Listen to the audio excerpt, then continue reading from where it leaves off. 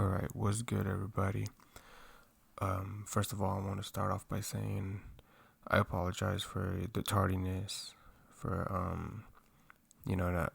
not posting this video ahead of time. I've just been busy with school and work, and I just haven't had time to make this video for you guys, because I know there's a few of you that have been requesting this, and so here it finally is. But like I said, first things first, I apologize for the inconvenience and for making you guys wait almost, I think, a month or a month and a half, something like that.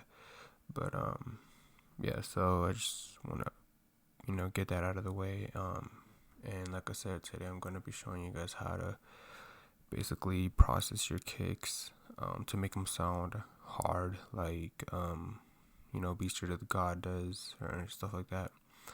So without further ado, let's get right into it. So here I got a project open up.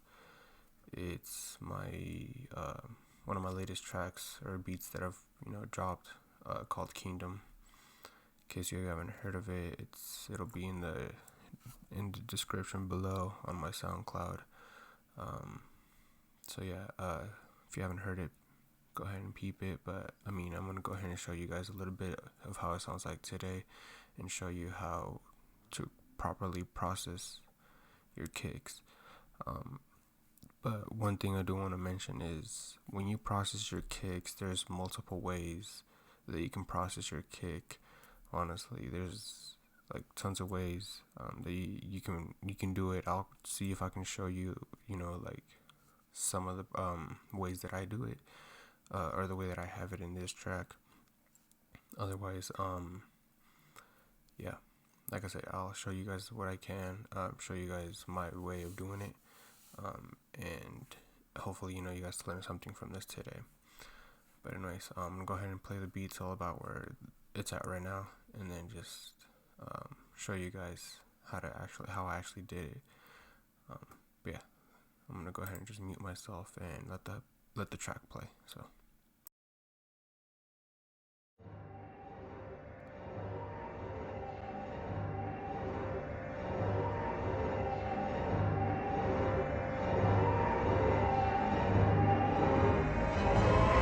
I love you, Prosper.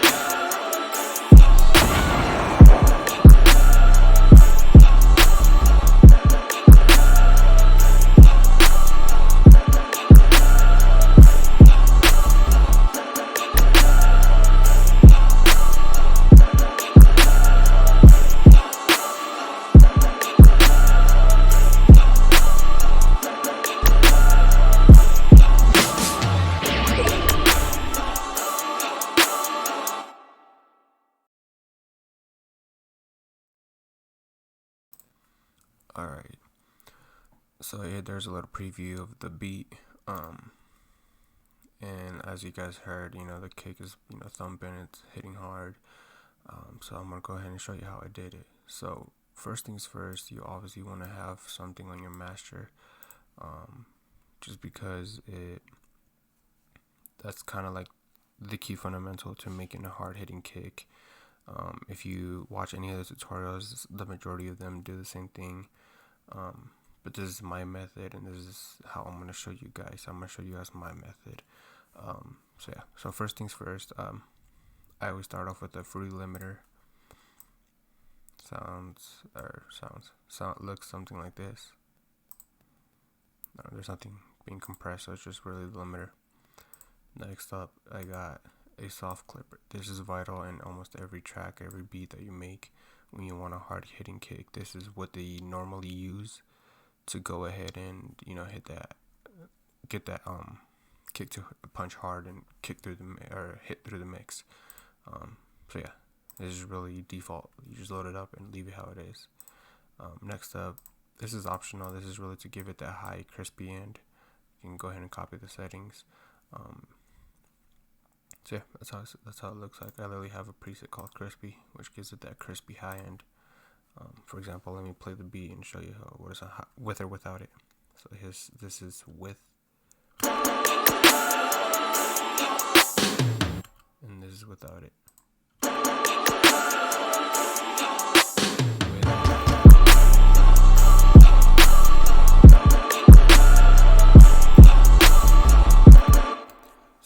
it gives it a little bit of a higher, crispier, like a crispier high end, which is something that I like on my beats, along with like, you know, like that thumpy low end. I like to hear that crispy high end as well. The reverb is just really for that like outro or the intro, I think. Yeah, the intro and the outro. Yeah, there's that, and then a wave shaper. So yeah, it's just to give it a little bit of that distorted sound.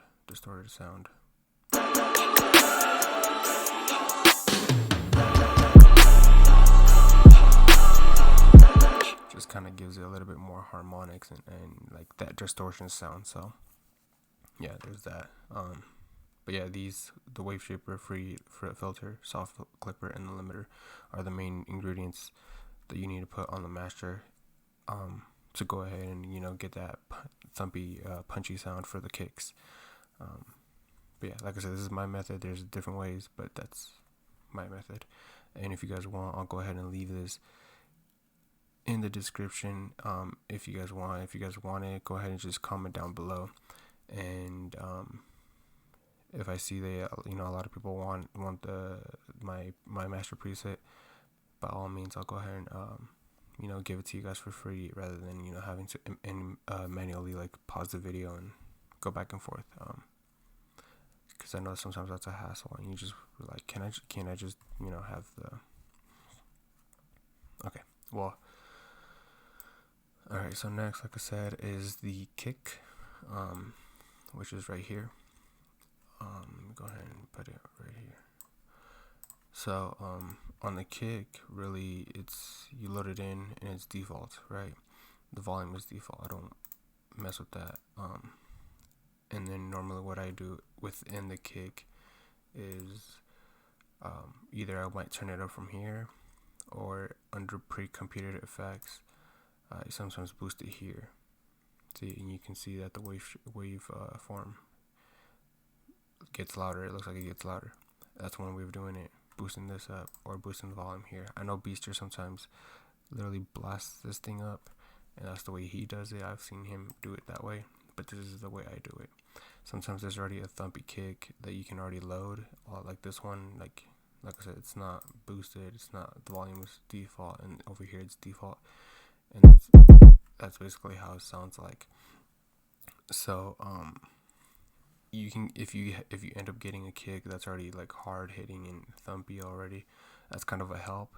If not, if it's a kick that's kind of quiet, then I would recommend boosting the volumes, or boosting the boost here under pre-computed effects, and you'll get this sound here. You'll make it look like this, and make it hit harder, or louder in this case.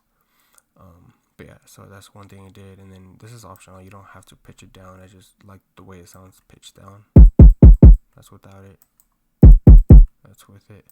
But yeah, like I said, nothing different. But yeah, and then after that, I went ahead and I the way I process it is just in the Fruity EQ, parametric EQ too. Boost up the lows, a little bit of the mids, and then just drop down the highs. Yeah,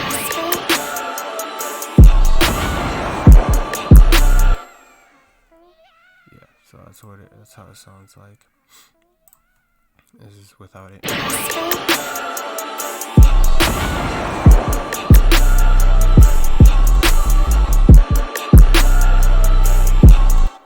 The Fruity P controller, that's optional. It's just a way of sidechaining, which I do recommend that you guys sidechain your kicks to your 808s, so that way they can punch through a little more than versus having them, you know, hit at the same time. Because if you don't sidechain them, both the 808 and your kick are going to be hitting together, and sometimes it sounds muddy, it sounds weird.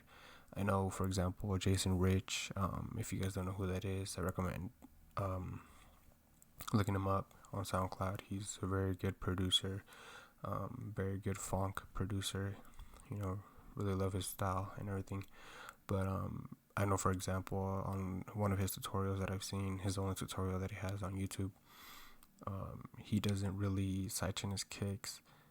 He just really lowers down the 808 a lot, and then makes the kick a lot louder to make it punch through. But I mean, I guess, you know, everybody has their own methods, but me personally, I prefer sidechaining this. So I'm gonna go ahead and show you guys how I sidechain it. So I open up a P controller. Obviously it's gonna be default. You guys can copy these settings under the peak tab. The bass is really just how loud you want. That's the volume, right? This right here, the volume of the 808. So first thing, let me go ahead and explain, you know, how to route it to this. So what you want to do is obviously first have your 808 in the mixer channel. After that, you want to go ahead and locate it. After you've loaded the P controller up, first thing you want to do, you want to go ahead and locate your 808, which in my case is right here. And then you go ahead and right click on the volume knob or the volume slider, and you go ahead and hit link to controller. You'll see this box pop up, and then you want to go under internal controller, and right here in this drop down menu you're gonna find all these, like if you have a multiple like automation clips, or you know, the P controller in this case, you want to find the P controller that matches the name of the mixer channel that your kick is in. So in my case it's called Big Drip Kick, and you can see here it's called Big Drip Kick. So yeah, so you want to go ahead and hit the middle one, P control peak, not the P control LFO or LFO, just the middle one, the P control peak. You hit that, and then right here under this drop down menu next to one input under mapping formula, you want to hit the drop down and you want to hit invert. Once you hit invert, this line will invert itself, and you just hit accept. And that's basically it. Now you can mess with these knobs. Like I said, the bass you can mess with and find a sweet spot for you, and you can, you know, change these accordingly according to your beat, because they're not always gonna, you know, be the same. So just mess with it and you'll find your sweet spot. But I'm gonna go ahead and show you how it sounds like with and without sidechain. So this is with.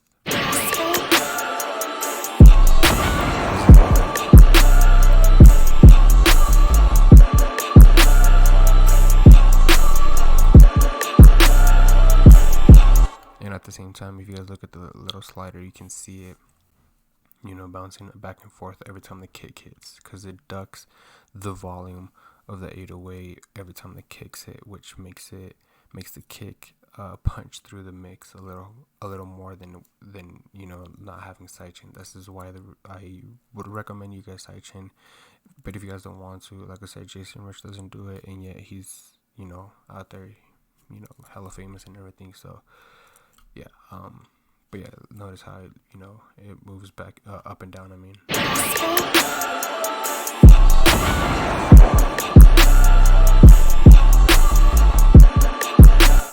Yeah.